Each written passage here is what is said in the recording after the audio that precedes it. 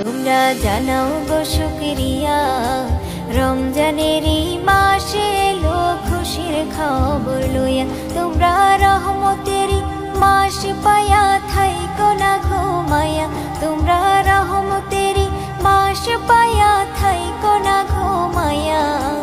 রমজানেরই মাসে এলো খুশির খবর লইয়া।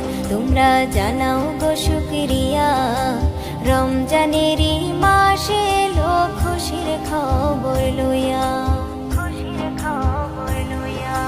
রহমতে বরকতে ভরা রমজান শরীক সবার সেরা।